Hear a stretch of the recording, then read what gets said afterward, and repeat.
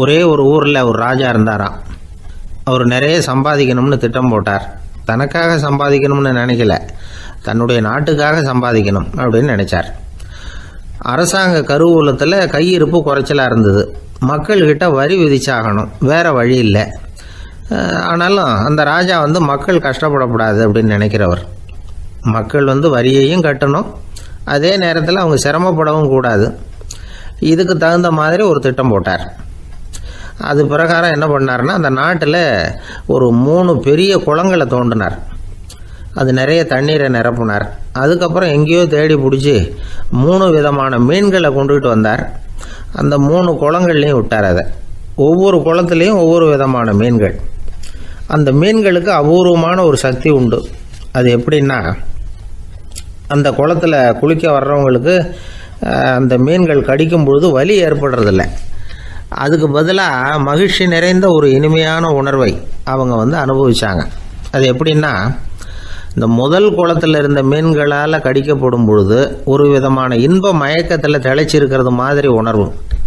இந்த 2வது குளம் இருக்க, அதில் இருக்கிற மீன் கடிச்சதுன்னு வைங்க, மக்களுக்கு எப்படி இருக்கும்னா, கால்களே தரையில் படாமல் அப்படியே ஆகாயத்தில் மிதக்கிறது மாதிரி ஒரு உணர்வு.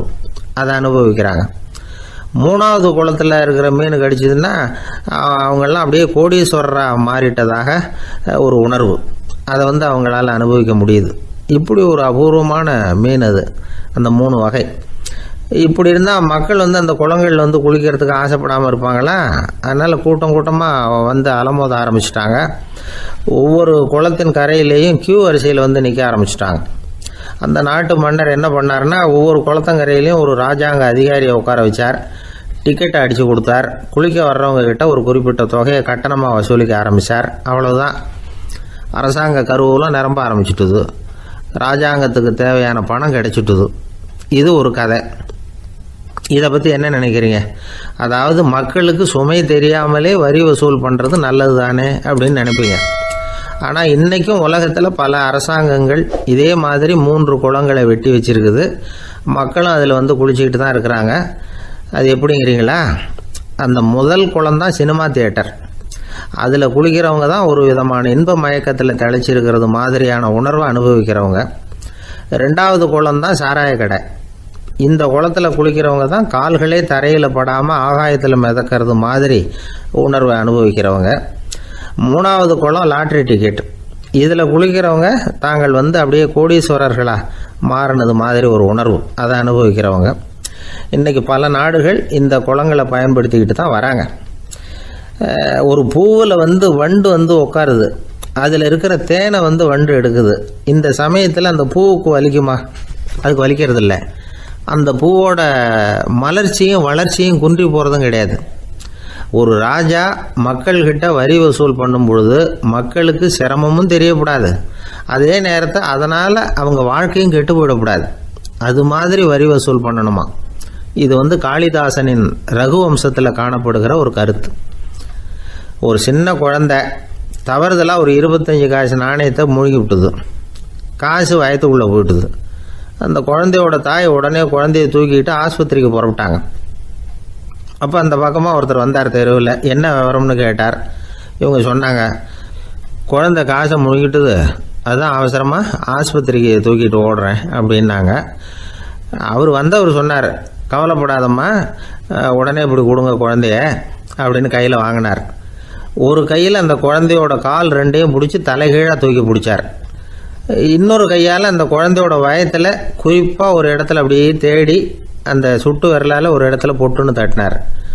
உடனே காசு அந்த குழந்தையோட வாய் வழியாக வெளியில் விழுந்துட்டுது. காசை எடுத்துக்கிட்டு, இந்தாங்கம்மா உங்கள் குழந்தை அப்படின்னார். ரொம்ப நன்றிங்க, நிச்சயமாக நீங்கள் ஒரு டாக்டராக தான் இருக்கணும், என்னுடைய யூகம் சரிதானே அப்படின்னாங்களாம் அந்த அம்மா. அதுக்கு அவர், இல்லைங்க, நான் ஒரு இன்கம் டேக்ஸ் ஆஃபீஸர், வருமான வரி அதிகாரி அப்படின்னு சொல்லிவிட்டு போனாராம்.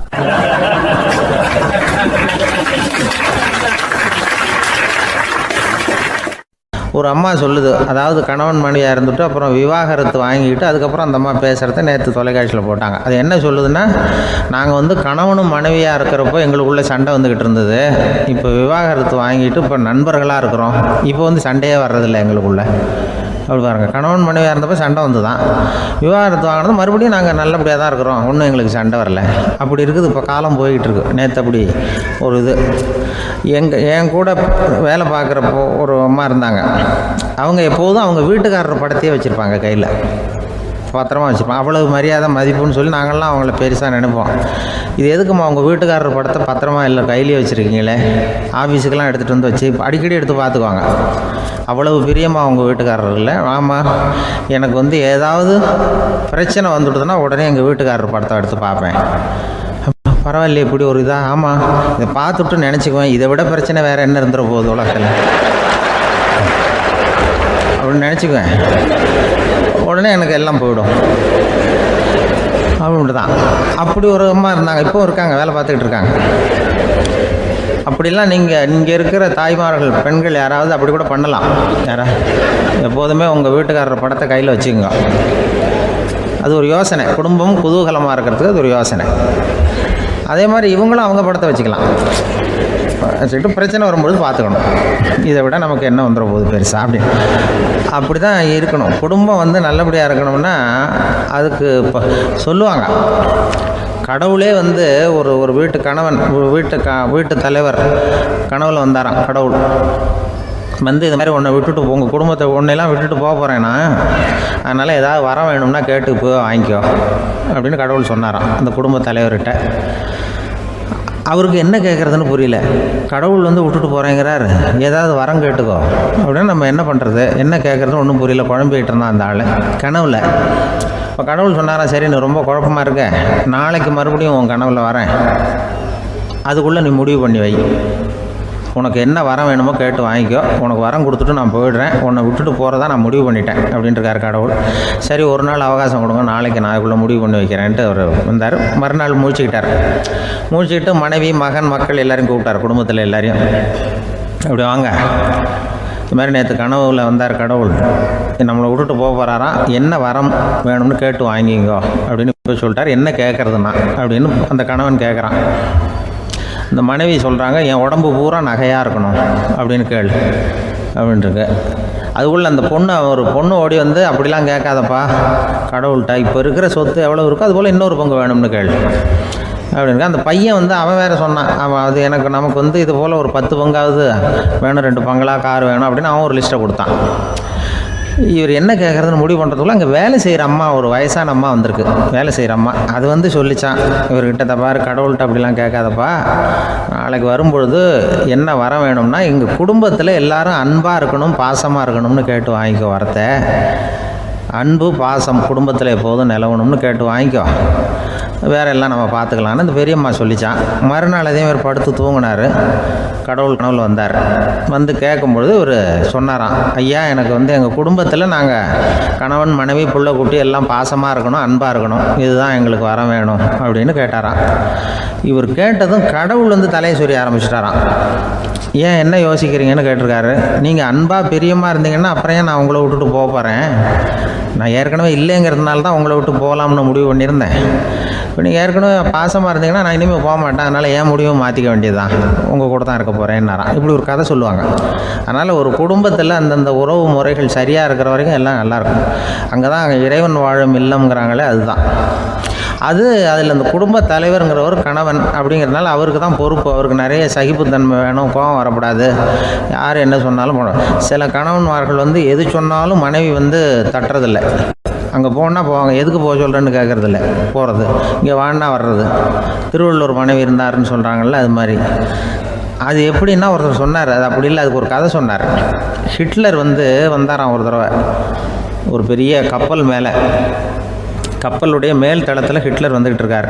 ஒரு இங்கிலீஷ் கேப்டன் எதிரில் நிற்கிறான். அவனுக்கு பெரிய ஆச்சரியம், இந்த ஆள் எப்படி இப்படி ஒரு தனி மனிதனாக இருந்துக்கிட்டு உலகத்தையே இப்படி இந்த பாடுபடுத்துகிறார் அப்படின்னு சொல்லி, உன்னுடைய வெற்றிக்கு என்ன காரணம்னு கேட்டாரான் அந்த இங்கிலீஷ் கேப்டன். இப்போ ஹிட்லர் சொன்னாராம், என்னுடைய வெற்றிக்கு காரணம் என்கிட்ட வேலை செய்கிற ஊழியர்கள். நான் கிழிச்ச கோட்டை தாண்ட மாட்டாங்க, நான் என்ன சொல்கிறேனோ அதை உடனே செய்வாங்க, ஏன் எதுக்குன்னு எதிர்த்து பேச மாட்டாங்க. அதுதான் என்னுடைய வெற்றிக்கு காரணம் அப்படின்னு சொல்லி அதை நிரூபித்து காட்டுறேன் பார் அப்படின்னு சொல்லி கையை தட்டினாரான் ஹிட்லர். உடனே ஒரு சிப்பாய் எங்கேருந்து வந்து லெஃப்ட் ரைட் போட்டு வந்து சல்யூட் பண்ணி நின்னான். உடனே ஹிட்லர் சொன்னார், நீ அப்படியே இந்த கப்பல் மேல் தளத்துலேருந்து அப்படி கடலில் விழுந்து செத்து போடா அப்படின்னு பொத்துன்னு குதிச்சுட்டான். எதுக்கு சொல்கிறேன் என்ன இதில், உடனே குதிச்சு செத்து போட்டான். இவருக்கு பெரிய ஆச்சரியம் கேப்டனுக்கு. ஹிட்லர் சொன்னார், இதுதான் என்னுடைய வெற்றிக்கு காரணம், இந்த பார் இன்னொருத்தனை கூப்பிட்றேன் அப்படின்னு தட்டினா இந்த பக்கத்துலேருந்து ஒருத்தன் வந்தான். லெஃப்ட் ரைட் வந்து நின்னா, நீ இப்படி குதிச்சு செத்து போடா அப்படின்னு பொத்துன்னு குதிச்சிட்டான். எதுக்கு போக சொல்கிறீங்கன்னு ஒன்றுமே கேட்கல, குதினா உடனே குதிச்சிட்டான். அப்போ ஹிட்லர் சொன்னார், இதே மாதிரி என்னுடைய ஒவ்வொரு ஊழியர்களும் இருக்கிறாங்க, நானும் ஊழியர்களை இழக்கிறதுக்கு தயாராக இல்லை, தப்பாருக்கு தயாராக இருப்பேன் எப்போதும். தப்பார் இன்னொருத்தரம் தட்டுறேன்னு இன்னொருத்தர் வந்தார். எதிர்த்தாவில் இருந்து ஒருத்தன் லெஃப்ட் ரைட் சல்யூட் அடித்தான். நீயும் குதிச்சு செத்து போடான்ருக்கார் ஹிட்லர். இவனால் பொறுக்க முடியல, இந்த இங்கிலீஷ் கேப்டன் அனாவசியமாக ஒவ்வொருத்தனாக குதிச்சு விட்றானேன்னு சொல்லி ஓடி போய் அவனை குதிச்சிட்டான். குதிக்கிறதுக்கு முன்னாடி பிடிச்சி தனியாக எழுதிட்டு போட்டான். தனியாக எழுதிட்டு போய் அந்த சிப்பாய்கிட்ட கேட்டாரான் அந்த இங்கிலீஷ் கேப்டன், ஏன்ப்பா அந்த ஆள் குதிக்க சொல்கிறான்னா நீ ஏன் எதுக்குன்னு கேட்குறது இல்லையா, உடனே குதித்து செத்து போகிறீங்களே, இதெல்லாம் என்ன அநியாயம் அப்படின்ட்டுருக்கான் அந்த இங்கிலீஷ் கேப்டன் கையை பிடிச்சிக்கிட்டு. உடனே அந்த சிப்பாய்க்கு கோவம் வந்துட்டு தான், உடையா கையை, இவன்ட்ட வேலை பார்க்குறத விட உழுந்து செத்து போகலான்னு நான் குதிக்கிறான், என்ன அனாவசியமாக எதுக்கையாக இருக்க சொல்கிறேன் அப்படின்னு சொல்லி குதிச்சுட்டானா. அதனால் இந்த உடனே சொல்கிறத செய்கிறாங்க பாருங்கள், அவங்கள நம்பக்கூடாது. கணவன்மார்களுக்கு ஒரு எச்சரிக்கை, சொல்கிறத உடனே செஞ்சுருவாங்க மனைவி, நீ அங்கே போனால் போங்க வரணும் அது ஹிட்லர் மாதிரி நினைக்கிறாங்கன்னு அர்த்தம். இதுகிட்ட பேசிக்கிட்டு இருக்கிறத விட சொல்கிறத செஞ்சுட்டு போடுவோமே, அப்படி சமாளிக்கிற கணவன்மார்கள் உண்டு. குடும்பத்தில் வந்து அப்படிலாம் இருந்து சமாளிக்கிறாங்க. பிள்ளைகளை பற்றி சொல்லுவாங்க. இப்போ ராமர் லட்சுமணர் கதை சொல்லுவாங்க. அதாவது ராமரும் பரதனும் பந்து விளையாடிக்கிட்டு இருந்தாங்களாம் சின்ன வயசில் பந்து விளையாடிட்டு இருந்தாங்களாம். உடனே ராமர் வந்தாராம். வந்து கோசலை அவங்க அம்மா கோசலை மடியில் சோர்ந்து போய் உட்காந்தாராம். சந்தோஷமாக வந்து உட்காந்துருக்காரு. அப்போ அந்த கோசலை அம்மா கேட்டாங்களாம், ஏன்ப்பா அப்படி இவ்வளவு சந்தோஷமாக இருக்கே, என்ன காரணம் அப்படின்னு கேட்டிருக்காரு. அப்படின்னு அந்த அம்மா கேட்டிருக்கு. ராமன் சொன்னான்னா, என் தம்பியோட நான் பந்து விளையாண்டுக்கிட்டு இருந்தேன், பரதன் அவன் வந்து ஜெயிச்சுட்டான், நான் தோத்துட்டேன், என்னை வந்து அவன் ஜெயிச்சுட்டான், அவனுடைய வெற்றி வந்து எனக்கு சந்தோஷமாக இருக்குது, தம்பியோட வெற்றி, அதனால் நான் சந்தோஷமாக இருக்கேன்னு சொல்லியிருக்கேன். அந்த அம்மாவுக்கு ரொம்ப சந்தோஷம், தம்பி ஜெயிக்கிறாங்கிறத பற்றி அண்ணன் வந்து சந்தோஷப்படுறானே அப்படின்னு. கொஞ்ச நேரத்தில் பரதன் வந்திருக்கான். அவன் சோர்ந்து போய் கலங்கி போய் வந்து அதே அம்மா மடியில் உட்காந்துருக்கான். நீ ஏன்ப்பா நீ தான் ஜெயிச்சுட்டியாமே, நீ என்னத்துக்கு வருத்தப்பட்டுக்கிட்டு வர அப்படின்னு கேட்டிருக்கேன் அந்த அம்மா. அப்போ பரதன் சொன்னானா, நான் ஜெயிக்கணுங்கிறதுக்காக அண்ணன் விட்டு கொடுத்தாரு, தோத்துட்டாரு, அதனால் எனக்கு வருத்தமாக இருக்குது. உண்மையில் அவர் தான் ஜெயிச்சிருக்க வேண்டியது, எனக்காக விட்டு கொடுத்தாரு அண்ணன், அதனால் நான் வருத்தப்படுறேன்னா. அப்போ அந்த அம்மா சொல்லிச்சான், இப்படி தான் தம்பியினுடைய வெற்றி அண்ணனை சந்தோஷப்படுத்துது, அண்ணனுடைய தோல்வி வந்து தம்பியை வருத்தப்பட வைக்குது, இப்படி தான் இருக்கணும் அண்ணன் தம்பின்னா, அப்படி தான் குடும்பத்தில் இருக்கணும்னு சொல்லி அந்த அம்மா சொன்னதாக சொல்லுவாங்க ராமாயண கதை. அதே போல் இப்போ இதில் வரும், நபிகள் நாயகத்தினுடைய பேரர்கள் பாத்திமாவனுடைய பிள்ளைகள் 2 பேர், ஹசன் ஹுசைன் 2 பேர் நபிகள் நாயகத்தினுடைய பேரன்மார்கள். அன்னை பாத்திமாவனுடைய குழந்தைகள். ஹசனும் ஹுசைனும் பேசிக்கிறதே இல்லையா கொஞ்ச நாள்.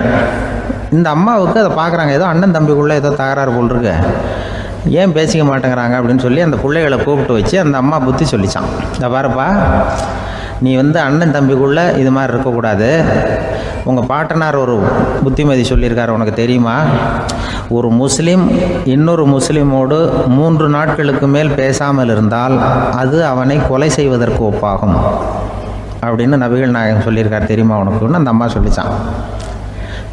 அப்போ அந்த தம்பிக்காரர் சொன்னாராம், ஹுசைன் சொல்லியிருக்கார், அதுவும் எனக்கு தெரியும். அதே தாத்தா பாட்டனார் என்ன சொல்லியிருக்காருன்னா, அந்த 2 பேரில் யார் முதல்ல சலாம் சொல்கிறாங்களோ, யார் முதல்ல முன்னாடி பேசுகிறாங்களோ அவங்களுக்கு சொர்க்கம் கிடைக்கும், இறைவனுடைய ஆசி கிடைக்கும்னு சொல்லியிருக்கிறார். அந்த ஆசி அண்ணனுக்கு கிடைக்கட்டுமேங்கிறதுக்காக நான் பேசாமல் இருக்கிறேன் அப்படின்னா. அந்த ராமனும் பரதனும் எப்படி இருந்தாங்களோ அப்படி தான் ஹசனும் ஹுசைனும் இருந்திருக்கிறார்கள். அந்த பாசம்தான் குடும்பத்தில் வேணும். வாழ்க்கையில் வெற்றி பெற என்ன வழி? இது ஒரு முக்கியமான கேள்வி. இதுக்கு எல்லாரும் பொதுவாக சொல்கிற ஒரு பதில், உழைச்சா வெற்றி பெறலாம் அப்படிங்கிறது தான்.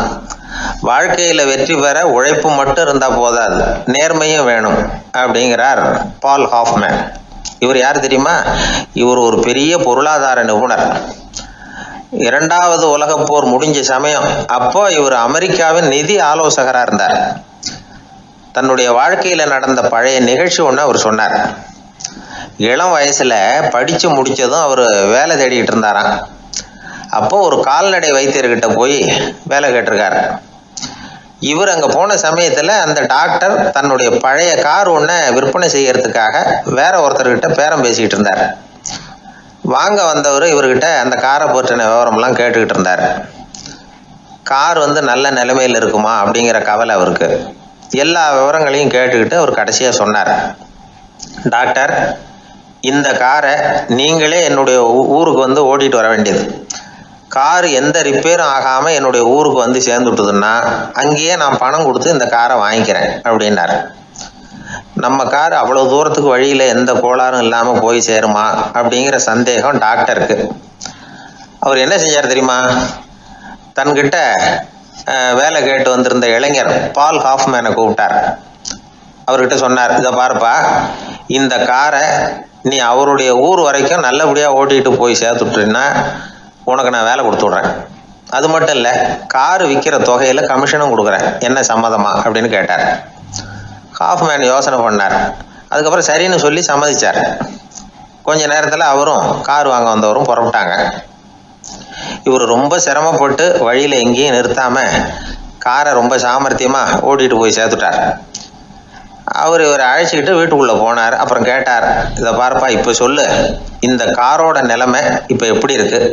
உண்மையிலேயே இது நல்ல நிலைமையில் இருக்குதா? உன்னுடைய மனசாட்சிப்படி பதில் சொல் அப்படின்னார். இவரும் உடனே காரு நல்ல நிலைமையில தான் இருக்கு அப்படின்னு சொல்றதுக்கு வாயை திறந்தார். அதுக்குள்ள பார்வை எதிரில் உள்ள சுவர் மேலே பட்டுது. அங்கே இயேசுநாதர் படம் ஒன்று மாட்டியிருந்தாங்க. அதுக்கு அடியில் எழுதியிருந்த வாசகம் என்னன்னா, நீ பேசும் ஒவ்வொரு வார்த்தையையும் இயேசு கவனித்து கொண்டிருக்கிறார் அப்படின்னு இருந்தது. அந்த வரிகளை பார்த்தார். உடனே காரு சரியில்லை அப்படிங்கிற உண்மையை சொல்லிவிட்டார். இவர் இப்படி சொன்னதும் இவரை ரொம்ப ஆச்சரியமா பார்த்தார். இவர்கிட்ட இருந்த நேர்மை அவரை சிந்திக்க வச்சது. உன்னுடைய நேர்மையை பாராட்டுறேன், உனக்கு கமிஷன் கிடைக்கணுங்கிறதுக்காகவே நான் இந்த காரை வாங்கிக்கிறேன்னார். இப்போ அவர் திகைச்சு போய் நின்னார்.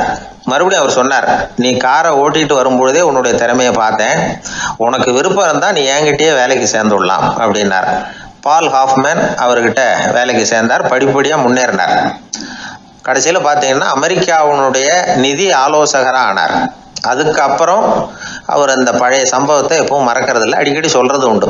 அதனால இதுல இருந்து நாம தெரிஞ்சுக்க வேண்டியது என்னன்னா, வாழ்க்கையில முன்னுக்கு வரணும்னா உழைப்பு மட்டும் போதாது, நேர்மையும் வேணும். ஆனால் இந்த காலத்துல சிலருடைய நேர்மை நமக்கு ஆச்சரியமா கூட இருக்கும். ஒருத்தர் புஸ்தக கடை வச்சிருந்தார். ரொம்ப நேரமா தேடி ஒரு புத்தகத்தை கையில் எடுத்தார். அதுக்கு பில் போட சொன்னார். அந்த புத்தக கடைக்கு வந்த இன்னொருத்தர் பில் போடுறவர், சார் இந்த புத்தகம் மகா அறுவை, மகா மட்டம், இது வேணாம் உங்களுக்கு, வேற ஏதாவது ஒன்று பாருங்கன்னார். புத்தக கடை வச்சிருக்கிறவரே இப்படி சொன்னார். வாங்க வந்தவர் இவர் ஆச்சரியமா பார்த்தார். உங்க நேர்மையை பாராட்டுறேன், அது சரி, இந்த புத்தகத்தை ஏற்கனவே நீங்க படிச்சு பார்த்துட்டீங்களான்னு கேட்டார். அதை படிச்சு வேற பார்க்கணுமான்னார். அப்புறம் எப்படி இது மகா மட்டம்னு சொல்றீங்க அப்படின்னார். அதை எழுதினவனே நான் தான் சார் அப்படின்னார் அவர். இது ஒரு விதமான நேர்மை, நேர்மையை ஒத்துக்கிறது. எப்படி இருந்தாலும் வாழ்க்கையில உழைப்பும் நேர்மையும் உயர்வதற்கு வழிகள். உழைப்பை விட நேர்மை முக்கியம் அப்படிங்கிறத புரிந்து கொண்டால் வாழ்க்கையில வெற்றி நிச்சயம்.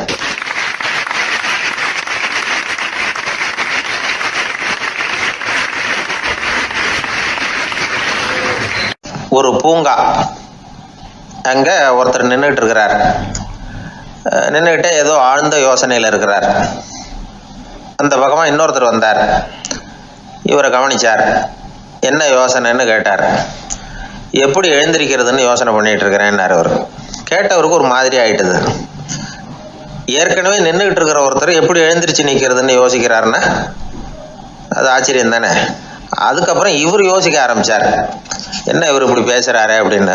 கீழே விழுந்தாதானே எழுந்திரிச்சு நிற்க முடியும். அதனால எழுந்திரிக்கணும்னு நினைக்கிறவங்க முதல்ல கீழே விழணும். இவர் முதல்ல கீழே விழணும், அதுக்கப்புறம் தான் எழுந்திருக்கிறது எப்படின்னு சிந்திக்க முடியும். இந்த உலகத்துல எல்லாருமே கீழே விழுந்து எழுந்தவர்கள் தான். இப்போ இந்த குழந்தை பருவத்துல கீழே விழாம நடைபயில கற்றுக்கிட்டவங்க யாராவது உண்டா? சின்ன வயசுல ஒரு தடவை கூட கீழே விழலை சார், அப்படியே பிறந்தார் வளர்ந்தார் பெரியவர் ஆயிட்டார் அப்படின்னு யாரையும் சொல்ல முடியாது. அதனால மனுஷங்கிறவன் விழுந்து புரண்டு எழுந்து தான் நடக்க கத்துக்கிறான். ஒரு உண்மையை நாம எல்லாரும் புரிஞ்சுக்கணும். இந்த உலகத்துல தவறு செய்யாத மனிதர்களே யாரும் கிடையாது. அப்படி இருக்கிறப்போ எப்போதாவது நாம் தவறு பண்ணிவிட்டோம்னா அதுக்காக மனசு உடஞ்சி போயிடக்கூடாது, வாழ்க்கையில் வெறுப்பு வந்துடக்கூடாது. ஒரு தவறு நடந்துட்டுதா அதுக்காக மனசு உடஞ்சி போடாதீங்க, அதை ஒரு பாடமாக எடுத்துக்கங்க. அதே தவறு மறுபடியும் நடக்காம வேணும்னா பார்த்துக்கலாம், அது போதும். தடைக்கல்ல படிக்கல்லாம் மாற்றிக்கணும், இதுதான் இதில் முக்கியம். ஒரு அலுவலகம், அங்கே ஒரு அதிகாரி, அவர் உயர்ந்த பதவியில் இருந்தார், சிறந்த நிர்வாகின்னு பேர் வாங்கினவர். அவர் தனக்கு கீழே வேலை செய்கிறவங்க கிட்டெல்லாம் சொல்லுவாராம், இந்த நிறுவனத்தில் நீங்கள் எத்தனை தடவை வேணும்னாலும் தவறுகள் செய்யலாம், ஆனால் ஒரே விஷயம் என்னென்னா ஒரே தவறை மறுபடியும் செய்யக்கூடாது, அது முக்கியம் அப்படின்பாரான். இதை மேம்போக்காக பார்த்தா அவர் ஏதோ தன்னுடைய ஊழியர்களை தவறு செய்ய தூண்டுறது மாதிரி தெரியும். ஆனால் உண்மை அப்படி இல்லை. இன்னைக்கு என்ன நடக்குது தெரியுமா? அநேகமாக எல்லா மனிதர்களுமே ஒரே தவறை தான் மறுபடியும் மறுபடியும் செய்கிறாங்க. விளையாட்டு வீரர்கள் ஒரே மாதிரியான தவறுகளை திரும்ப திரும்ப செய்கிறது உண்டு. கணக்கு எழுதுறவங்கள பாருங்க, ஒரே தப்பை மறுபடியும் மறுபடியும் செய்வாங்க. அலுவலகம் வருகிறவர்களை கவனிங்க, ஒரு நாள் தாமதமாக வந்தால் பரவாயில்ல, தினமும் தாமதமாக வருவாங்க. இது மாதிரி செய்த தவறையே திரும்ப திரும்ப செய்யறதுக்கு என்ன காரணம் அப்படின்னா, சோம்பல், ஞாபக மறதி, கவனக்குறைவு, தன்னுடைய திறமை பேரில் அளவுக்கு மீறிய நம்பிக்கை, இப்படி இதில் ஏதாவது ஒரு காரணமாக இருக்கலாம் அப்படிங்கிறாங்க இது பற்றி ஆய்வு செய்கிற வல்லுநர்கள். ஒரு தடவை செஞ்ச தவிர மறுபடியும் செய்யறது இல்லைன்னு முடிவு செஞ்சுக்கிட்டு அதை செயல்படுத்த கற்றுக்கணும், அது போதும், வாழ்க்கை வெற்றிகரமாக அமையும் அப்படிங்கிறாங்க அந்த அனுபவசாலிகள். அதனால் வெற்றிகரமாக வாழ்க்கையில் நடைபோட விரும்பும் இளைஞர்கள் தவிர்க்க வேண்டியது என்னென்னா, முதல்ல சோம்பலை தவிருங்கள், சுறுசுறுப்பாக இயங்குங்கள் அப்படிங்கிறது அவங்க அறிவுரை. ரெண்டாவது ஞாபக மறதி, எந்த செயல்லையும் ஈடுபாடு வேணும், அக்கறை வேணும். மூணாவது கவனக்குறைவு, எதையும் அலட்சியப்படுத்தக்கூடாது. நாலாவது என்னால் முடியாதது எதுவுமே கிடையாது அப்படிங்கிற அளவுக்கு மீறிய நம்பிக்கை, அது ஆபத்தில் கொண்டு போய் விட்டுரும். அதனால் முதல் தவறு உங்களுக்கு ஒரு பாடமாக அமையணும். ஒரு மனிதர், அவர் தன்னுடைய 2 காதுலையும் கட்டு போட்டுக்கிட்டு வந்தார். அவருடைய நண்பர் அதை கவனிச்சுட்டார். என்ன சார் ஆச்சு, 2 காதுலையும் கட்டு போட்டுருக்கீங்களே அப்படின்னு விசாரிச்சார். ஒன்றுமில்லை சார், வீட்டில் ரொம்ப ஆர்வமாக டிவியில் கிரிக்கெட் மேட்ச் பார்த்துக்கிட்டு இருந்தேன். அப்போது என்னுடைய மனைவி துணிகளுக்கு அயர்ன் பண்ணிகிட்டு இருந்தாங்க. அயர்ன் பாக்ஸை அப்படியே வச்சுட்டு அடுப்பங்கரைக்கு போயிட்டாங்க. அந்த சமயம் பார்த்து டெலிஃபோன் பண்ணி அடிச்சுது. அவசரமாக ஓடி போய் அதை எடுத்து காதில் வச்சேன். அப்போ தான் தெரியும் அது அயர்ன் பாக்ஸுங்கிற விஷயம்.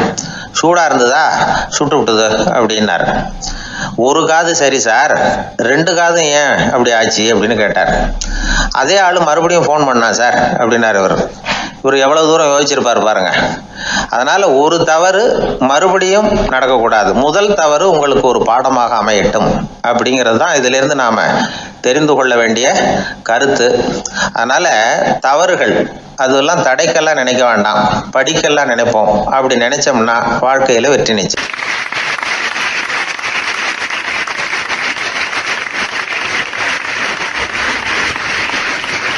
நபிகள் நாயகம் உட்கார்ந்துருக்கிறார்.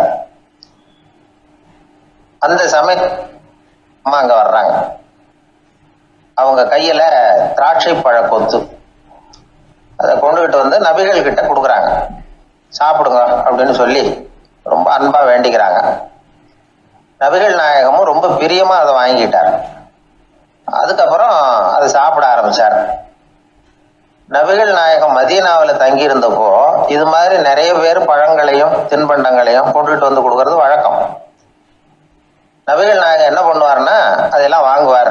உடனே பக்கத்தில் இருக்கிற தோழர்கள் எல்லாருக்கும் பகிர்ந்து கொடுப்பார், தானும் சாப்பிடுவார். இதுதான் எப்போதும் வழக்கம். ஆனா இந்த தடவை என்னாச்சு தெரியுமா, அவர் அப்படி பண்ணல. ஒவ்வொரு பழமா எடுத்து தானே சாப்பிட்டுக்கிட்டு இருக்கிறார். அவர் விருப்பமா சாப்பிடுகிற காட்சியை ஆசை தீர பார்த்துக்கிட்டு இருந்தாங்க அந்த வயசான அம்மா, அந்த பழத்தை கொடுத்தவங்க. அவங்களுக்கு ரொம்ப மகிழ்ச்சியா இருந்தது, மன நிறைவா இருந்தது.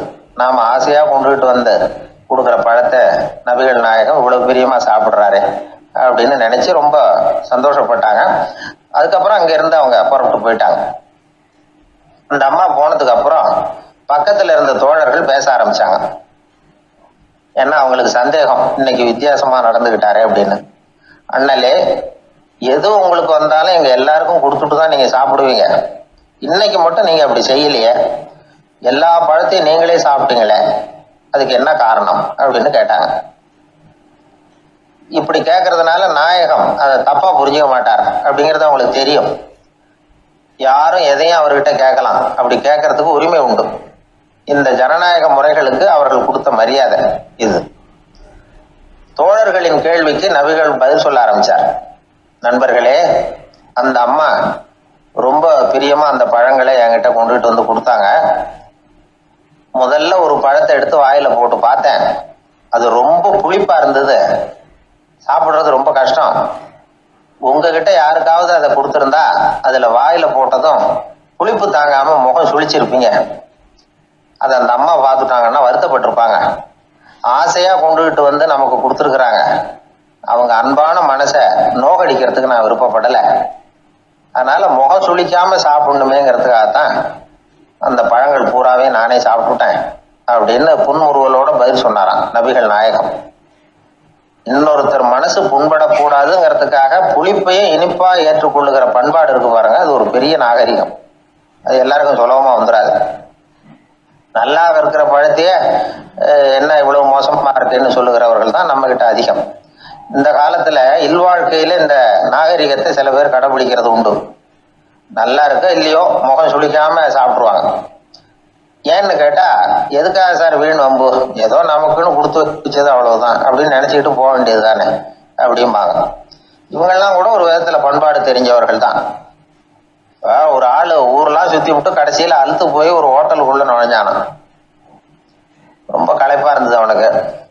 அதனால ரொம்ப களைப்படைஞ்சு போய் ஒரு நாற்காலியில போய் உட்காந்துருக்கிறான். இவனை பார்த்ததும் சர்வர் ஓடி வந்தார். சார் உங்களுக்கு என்ன வேணும்னு கேட்டார். எனக்கு தேவை 2 தோசையும் கொஞ்சம் அன்பான வார்த்தைகளும் அப்படின்னா. சர்வர் உள்ள போனார். 2 தோசையை கொண்டாந்து வச்சார். அன்பான வார்த்தை கேட்டனே அப்படின்னா இவன். சர்வர் ரொம்ப பணிவா குனிஞ்சு இவன் காதோரமா சொன்னார், ஐயா இந்த தோசையை சாப்பிட்றாதீங்க, புளிச்சு போன பழைய மாவு அப்படின்னார். இது பாருங்க, அன்பான வார்த்தையும் 2 தோசையும் கேட்டார், கொண்டாந்து கொடுத்துட்டார். இப்படி இருக்கிறவர்களும் இன்றைய மனிதர்கள்ல அதிகம். அதனால மனிதர்கள் ஒவ்வொருத்தரும் ஒவ்வொரு விதம். நம்ம கிட்ட பிரியமா நடந்துகிறவர்கள் மனம் கோணும்படி நாம் நடந்து கொள்ளக்கூடாது அப்படிங்கிறது தான் நபிகள் நாயகம் அவருடைய செயல் மூலமா நமக்கு உணர்த்தி இருக்கிற வாழ்வியல் உண்மை.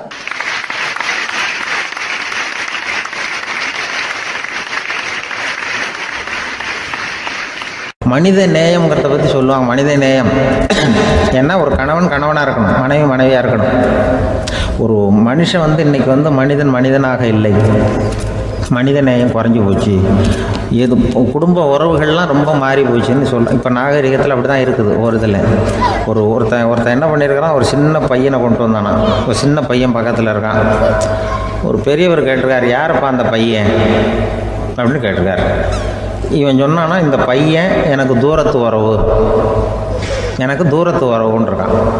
சரி, தூரத்து உறவுன்னா எப்படி அப்படின்னு கேட்டிருக்கான். இந்த பையன் எங்கள் அப்பாவுக்கு 8வது பிள்ளை அப்படின்னானா. கூட பிறந்தவனே அவ்வளோ தூரமாக போயிட்டான், 8வதாக பிறந்தான். அப்படி இருக்கு குடும்ப உறவுகள்ங்கிறது. மனுஷனுக்கு வேல்யூ விஞ்ஞானம் எப்படி போட்டிருக்குன்னா, ஒரு மனித உடம்பில் இருக்கிற கால்சியத்தை மட்டும் தனியாக எடுத்தால் ஒரு சின்ன ரூமுக்கு வெள்ளை அடிக்கலாமா. ஒரு மனுஷ உடம்புல இருக்கிற பாஸ்பரஸை மட்டும் தனியாக எடுத்தால் ஒரு 40 நெருப்புக்குச்சி தயார் பண்ணலாம். ஒரு மனுஷ உடம்புல இருக்கிற இந்த கொழுப்பு சத்தை மட்டும் தனியாக எடுத்தால் ஒரு 7 சோப்பு கட்டி தயார் பண்ணலாம். அதுமாதிரி ஒரு மனுஷ உடம்புல இருக்கிற இரும்பு சத்தை மட்டும் தனியாக எடுத்தால் ஒரு 2 அங்குல ஆணி 2 செய்யலாம். இவ்வளவுக்கும் விலை போட்டால் 42 ரூபா 50 காசு. இதுதான் மனுஷனுக்கு விஞ்ஞானம் போட்டிருக்கிற விலை. அது எப்போ அது ஒசரும்னா, அவன் மனுஷனாக இருக்கிற வரைக்கும் இருக்கிறப்ப. அதுவும் செத்து போனால் அதுவும் கிடையாது, செத்து போனால் அதுவும் குறைஞ்சிரும். மிருகங்களுக்கெல்லாம் அப்படி இல்லை, செத்ததுக்கு அப்புறம் விலை கூடும். அங்கெல்லாம் எல்லா ஊர்லேயும் பார்த்திங்கன்னா உயிர் கோழி 50 ரூபா, உரிச்ச கோழி 60 ரூபான்னு போட்டிருக்கோம். செத்ததுக்கு அப்புறம் 10 ரூபா அதிகம். மனுஷனை நீ உயிர் மனுஷன் 42 ரூபா 50 காசு, செத்ததுக்கு அப்புறம் 52 ரூபான்னா நீயே வச்சுக்கிடாது, எனக்கு இது கண்டு போட்டு. அவன் எப்போ அவனுக்கு வேல்யூ கூடும்னா, மனிதனாக வாழும்பொழுது தான் வேல்யூ கூடும். குடும்பத்தில் அந்த பாசத்தோடு வாழணும்னு கடவுள்கிட்ட கேட்டு சொன்னாங்களே, அதுதான். இந்த சமூகங்கிறதும் ஒரு பெரிய குடும்பம்தான். அதனால தான் இந்த நாட்டுக்குள்ள பெருமையை எல்லாரும் ஒற்றுமையாக இருந்தால் எதையும் சாதிக்கலாம்ங்கிறது தான் இந்த நாட்டுக்குள்ள பெருமை அப்படி நிரூபித்தோம். அதனால் சமூகங்கிறதும் ஒரு குடும்பம் மாதிரி இருக்கிறது தான் பெருசு. இப்போ சில இதெல்லாம் இப்போ ஜாதி மத வேறுபாடெல்லாம் வந்து நம்முடைய முன்னேற்றத்தை வந்து தடுக்கும். விலங்குகள் வந்து நம்மளை விட மேலானது. அதான் ஒரு ஊரில் ஒரு சிவன் கோயில் இருந்து தான். சிவன் கோயிலில் அந்த புறாவெல்லாம் வளர்ந்துக்கிட்டு இருந்திருக்கு. அந்த மாடத்தில், சிவன் கோயில் மாடத்தில் புறாவெல்லாம் குடியிருந்திருக்கு. உடனே அதுக்கு கும்பாபிஷேகம் பண்ணுறதுக்காக ஊரில் திட்டம் போட்டாங்க. சிவன் கோயிலுக்கு வெள்ளடிக்க ஆரம்பித்தாங்க. வர்ணம் பூச ஆரம்பித்ததும் அதுக்கு சாரம் கட்டுவாங்கல்ல, அந்த குச்சியெல்லாம் வச்சு சாரம் கட்டுவாங்க.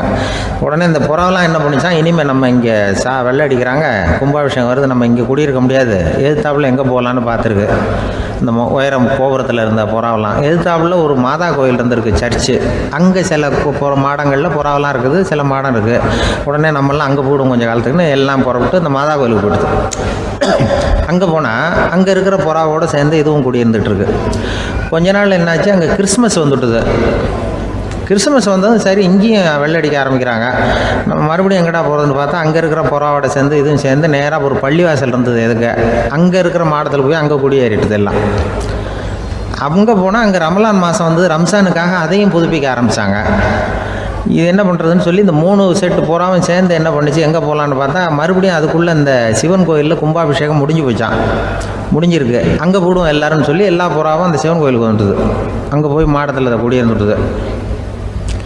அப்போ திடீர்னு ஒரு நாள் பார்த்தா ஒரே கலவரம் பூமியில் எல்லாம் ஒருத்தனை அருவாளை தூக்கிட்டு நிற்கிறான், குச்சி எடுத்து ஒருத்தனை சுட்டுக்கிறான். ஒரே கலவரம், சத்தம், ஒரே மத கலவரம் வந்துட்டுது ஊரில். அப்போது புறாவெல்லாம் மாடத்தில் இருந்துக்கிட்டு ஒரு குஞ்சு புறா அவங்க அம்மாட்ட கேட்டு தான், இது என்ன இந்த மனுஷனுக்கு என்னாச்சு, அவன் கத்தியை தூக்கிட்டு நிற்கிறானே அப்படின்னு கேட்டு தான். ஒரு குஞ்சு புறா அவங்க அம்மாட்ட கேட்டு தான், அம்மா புறா. இப்போ அம்மா அந்த புறா சொல்லிச்சான், மனுஷனுக்கு இப்போ மதம் பிடிச்சிருக்கு, அதான் கத்தியை தூக்கிட்டு நிற்கிறான் அப்படின்ட்டுருக்கு. இப்போ நமக்கெல்லாம் பிடிக்கலையே அப்படின்னு தான். அப்போ அந்த புறா சொல்லிச்சான், அந்த பாருமா, நாம் வந்து இந்த சிவன் கோயிலில் இருந்தாலும் நமக்கு புறான்னு தான் பேர், இந்த மாதா கோயிலுக்கு போனாலும் நமக்கு புறான்னு தான் பேர், பள்ளிவாசலுக்கு போனாலும் நமக்கு புறான்னு தான் பேர். அந்த மனுஷன் அப்படி இல்லை. அவன் இங்கே இருக்கிற வரைக்கும் இந்துன்னு சொல்லுவான், அங்கே மாதா கோயில் இருந்தான்னா கிறிஸ்தவன்னு சொல்லுவான், பள்ளிவாசலில் இருந்தான்னா முஸ்லீம்னு சொல்லுவான். அப்போ குஞ்சு புறா அது என்ன இப்படி பண்ணுறாங்க மனுஷங்க, இப்போ அவங்கள விட நம்ம வசதி போல் இருக்க, நம்ம தேவலாம் போல் இருக்க அப்படின்னு தான் அந்த குஞ்சு புறா. அப்போ அந்த தாய் புறா சொல்லிச்சான், உண்மைதான், அதனால தான் நம்ம மேலான இடத்துல இருக்கிறோம், அவன் கீழே நிற்கிறான் என்னமோ அப்படின்னு சொல்லிச்சான். இதுதான் அந்த குடும்பம்ங்கிறது, சமுதாயம்ங்கிறது ஒரு பெரிய குடும்பம். அது இந்த புறாக்கிட்டேருந்து மனுஷன் கற்றுக்க வேண்டியிருக்கு. அப்படி இருக்குது இன்றைக்கி மனுஷனுடைய நிலைமை. அதை வந்து புரிஞ்சுக்கணும். அப்படி தான் ஒவ்வொரு இதுலேயும் நாம் வந்து நடந்து கொள்ள வேண்டியிருக்குது. மிருகங்கள்கிட்டேருந்து கற்றுக்கிற வாய்ப்பெல்லாம் இருக்குது. அப்படி சொல்லுவாங்க, குடும்பத்தில் வந்து அப்படிலாம் இருந்து சமாளிக்கிறாங்க. குடும்பத்தில் ஒருத்தர் அனுசரிப்பு தன்மைங்கிறது ரொம்ப அவசியம். கணவன் மனைவின்னா அனுசரித்து போகணும்னு சொல்லுவாங்க. அதாவது ஒரு கணவன் அதுக்காக தான் அந்த காலத்துலலாம் ஒரு வீட்டுக்கு வந்து மாப்பிள்ளை தேடுறதுங்கிறது ஒரு பெரிய குடும்பத்தை நிர்வகிக்கிற அளவுக்கு ஒரு கணவனாக வரக்கூடிய எப்படி இருக்கணும் அப்படின்னா, அந்த காலத்தில் புலி வேட்டைக்கு போகணும். ஒரு பொண்ணுக்கு மாப்பிள்ளை தேடுறதுன்னா நம்ம தமிழ் பழக்கம் என்னென்னா, காட்டுக்கு போய் ஒரு புலியை வேட்டையாடிட்டு வரணும்.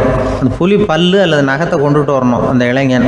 அதை வந்து வீட்டில் கொடுப்பான். அதை தான் கட்டி அதை வந்து இதாக கட்டுவாங்க, மாலையாக போடுவாங்க, தாலியாக கட்டுவாங்க. அதாவது வீரம் இருக்கா பையனுக்குன்னு பார்ப்பாங்க. ஒரு பொண்ணு வேணும்னா நீ முதல்ல வீட்டுக்கு பொண்ணு கேட்க போகக்கூடாது, காட்டுக்கு போகணும், போய் புலியை கொண்டு வா, அதுக்கப்புறம் தான் உனக்கு பொண்ணு அப்படின்னு சொல்லுவாங்க.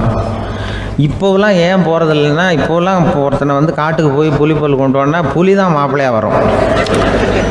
அதனால தான் இப்போ போகிறதில்ல யாரும் காட்டுக்கு. அப்போ வந்து பெண்களும் வந்து ரொம்ப வீரமாக இருந்தாங்க. பெண்கள் மூலம் அந்த காலத்தில் எப்படின்னா, முறத்தாலேயே புலியை துரத்துவாங்களாம். நம்ம பழைய பாட்டிலெல்லாம் பார்த்துருப்பீங்க, முறத்தால் புலியை விரட்டினாங்கன்னு வரும் பழைய பாட்டு. ஒரு அந்த அளவுக்கு பெண்களுக்கு வீரம். இப்போ கல்யாணம் ஆகி இந்த காலத்தில் ஒரு கணவனை வந்து விரட்டிட்டு வந்தாங்களாம் முறத்தை எடுத்துக்கிட்டு ஒரு மனைவி. அவன் பயந்துட்டு வெளில ஓடி வரான். பின்னாடி முறத்தை எடுத்துகிட்டு அந்த அம்மா ஓடி வருது. இவனை தனியாக பிடிச்சி கொண்டு போய், என்னப்பா இந்த மனைவிட்டு இப்படி பயந்து ஓடி வரையே, முறத்தால் துரத்துறா இப்படி வரையே அப்படின்னு தான் அவன் அப்படியே தடுமாறிக்கிட்டு, அதெல்லாம் ஒன்றும் இல்லை, அவன் என்ன புலியாக நினைக்கிறா அப்படின்னு ஒரு பெருமையாக சொல்லிட்டானா. அந்த காலத்தில் புலியை தான் முறத்தால் விரட்டினாங்க, இப்போ புருஷனை விரட்டுறாங்க அப்படின்னு சொல்லி. அப்படி அந்த காலத்தில் வந்து கணவனுக்கு ஒரு குடும்பத்தை நிர்வகிக்கிற திறமை இருக்கா, உடல் வலிமை தான் முக்கியம். இப்போ கூட மதுரை பக்கத்தில் ஐயாவுக்கு தெரியும், அந்த இளவட்டக்கல்லுன்னு ஒரு ஊருக்கு ஊர் எல்லையில் கிடக்கும். ஊர் எல்லையில் ஒரு பெரிய கல் கிடக்கும். அந்த ஊருக்கு பொண்ணு கேட்க போகிறவங்க அந்த கல்லை தலைக்கு மேலே தூக்கி காட்டணும். அப்படியே தூக்கி தலைக்கு மேலே வசதி கீழே போடணும். அந்த வலு இருந்தால் தான் நீங்கள் அந்த ஊருக்குள்ளேயே போகலாம், பொண்ணு கேட்குறதுக்கு போகலாம். இல்லைன்னா நீ திரும்பி போக வேண்டியதான். அந்த வலிமை இருக்கா மாப்பிள்ளைன்னு பார்க்குறாங்க. இளவட்டக்கல்லுன்னு பேர். அப்போ என்ன பண்ணாங்கன்னா, ஒரு 1000 வருஷத்துக்கு முன்னாடி அந்த கல்லை தலைக்கு மேலே தூக்கி கீழே போடுவாங்களாம். ஒரு 500 வருஷத்துக்கு முன்னாடி அப்படி கொஞ்சம் தூரம் இடுப்பு அளவுக்கு தூக்கி கீழே போட்டுக்கிட்டு இருந்துருக்குறாங்க. அதுக்கப்புறம் ஒரு 100 வருஷத்துக்கு முன்னாடியெல்லாம் அப்படி முழங்கால் அளவுக்கு அப்படி தூக்கி போட்டால் போகிறோம்னு வச்சுருந்தாங்களாம். இப்போ நான் அந்த ஊருக்கு என் கூட பழனிசாமின்னு ஒருத்தர் இருக்கார். அவர் போய், உனக்கு எப்படிப்பா இந்த ஊரில் கல்யாணம் ஆச்சு அப்படின்னா, இப்போலாம் நாங்கள் தொட்டு கும்பிட்டா போகிறோம், அதை அசைக்கிறது கூட இல்லை. அப்படி ஆகிட்டுது. ஒரு குடும்பத்தை கணவனாக வரப்போகிறவனுக்கான தகுதி அந்த காலத்தில் அப்படி இருந்துதான். அப்படி வந்து கணவன் வந்து தேர்ந்தெடுக்கிறது, குடும்ப தலைவனை தேர்ந்தெடுக்கிறது ஒரு பெரிய காரியம். ஒரு பெரிய செல்வந்தர் போட்டி வச்சாராம். ஒரு நீச்சல் குளம், அதில் யார் வேணாலும் குதித்து அந்த பக்கம் போய் கரையேறலாம். அந்த நீச்சல் குளத்தில் விஷப்பாம்புலாம் கிடக்கு. யார் துணிஞ்சி அந்த விஷப்பாம்பு இருக்கிற குளத்தில் குதித்து அந்த பக்கம் போய் கரையேறானோ அவனுக்கு ஒரு 100 ஏக்கர் நிலம் கொடுப்பேன். அது வேண்டான்னா ஒரு 1000 ஆடு கொடுப்பேன். அதுவும் வேண்டான்னா என் பொண்ணை கொடுப்பேன் அப்படின்னு போட்டி வச்சார். அதான் மாப்பிள்ளையை தேர்ந்தெடுக்கிறதுக்கு அவர் ஒரு வழி. நீச்சல் குளத்தில் குதிச்சு கரையேறணும். இப்போ அந்த ஊரில் இருக்கிற இளைஞர்கள்லாம் வந்து பார்க்குறாங்க அந்த குளத்தில் குதிக்கணும்னு. ஆனால் குளத்தில் வெறும் விஷப்பாம்புலாம் கிடக்கு. இது என்ன பண்ணுறதுன்னு பார்த்தா யாருமே குதிக்கிறதுக்கு தைரியம் வரல. திடீர்னு ஒருத்தன் துணிஞ்சு குதிச்சான். படப்படப்படன்னு அடிச்சுட்டு போய் அந்த பக்கம் கரையேறிட்டான். கரையேறின உடனே பரவாயில்லையே ஒரு ஆள் வந்துட்டான்னு சொல்லி அவனை அந்த இளைஞனை போய் பிடிச்சிட்டு வந்தாங்க. அந்த பெரியவர் கேட்டார், ஏப்பா இவ்வளவு பெரிய விஷப்பாம்பெல்லாம் கிடக்கிற நீச்சல் குளத்தில் நீ துணிஞ்சு குதித்து கரையேறி இருக்கிற, உனக்கு என்ன 1000 ஏக்கர் நிலம் கொடுத்துறவா, 100 ஏக்கர் நிலம் கொடுக்கவா சொல்கிறபடி அப்படின்னா, வேண்டாம் சார்ன்றான். ஓஹோ அப்படின்னா ஒரு 1000 ஆடு வேணுமா உனக்கு அப்படின்னா, அதுவும் வேண்டாம் சார். ஓ அப்படின்னா என் பொண்ணு வேணுமா அப்படின்னா, அதுவும் வேண்டாம் சாருங்கிறான். அப்புறம் எதுக்குடா குதிச்சுன்ட்டு, என்ன உனக்கு என்ன தான் வேணும் அப்படின்னு கேட்டிருக்காரு. என்னை எவன் பிடிச்சி தள்ளி விட்டவன்னு தெரியணும் அப்படின்றான். அதுக்காக அவன் பார்த்துருக்கான். அப்படி இருந்தால் தான் துணிச்சல் வரும் இந்த காலத்தில். எதுக்கு இவ்வளவு சங்கடம்லாம் வச்சாங்கன்னா, ஒரு குடும்பத்துக்கு தலைவராக வர வேண்டிய ஒரு ஆள், கணவனாக இருக்க வேண்டியவனுக்கு துணிச்சல் இருக்கா, தைரியம் இருக்கா அப்படிங்கிறது பார்க்குறதுக்காக இப்படிப்பட்ட தேர்வு முறைகள்லாம் வச்சுருந்தாங்க அந்த காலத்துலலாம். இப்போலாம் கல்யாணம் பண்ணுறது ஆளுக்கு நேரில் பார்க்காமலே கூட கல்யாணம் நடக்குது இன்டர்நெட்டில். இப்போ சர்டிஃபிகேட் கேட்குறாங்க, நோய் நொடி இல்லாமல் இருக்காரா பார். காட்டுக்கெலாம் போக வேண்டாம், நேராக ஆஸ்பத்திரிக்கு போய் ஒரு சர்டிஃபிகேட் வாங்கிட்டு வா, உனக்கு ஒன்றும் வியாதி இல்லைன்னு ப்ரூவ் பண்ணு, அதுக்கப்புறம் பார்த்துக்கலாம், மற்றதை பேசுவோம் அப்படின்னு சொல்லி அப்படி இருக்குது நிலைமை. அதனால் குடும்பத்தில் வந்து அந்த கணவனாக இருக்கிற வேண்டியவனுக்கு பொறுப்பு அதிகம். ஏன்னா எல்லாத்தையும் அனுசரித்து போக வேண்டியதாக வந்தான்.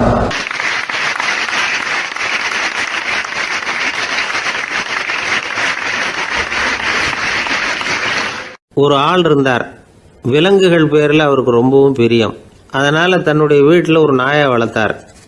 அதே மாதிரி கழுதையையும் வளர்த்தார். அந்த கழுதை அவர் வீட்டு கொல்லை பக்கத்தில் நின்றுக்கிட்டு இருக்கும். ஏதாவது பொதி சுமக்கிற வேலை இருந்ததுன்னா அதை கவனிச்சிக்கும். அந்த நாய் வந்து வீட்டுக்குள்ளே இருக்கும்.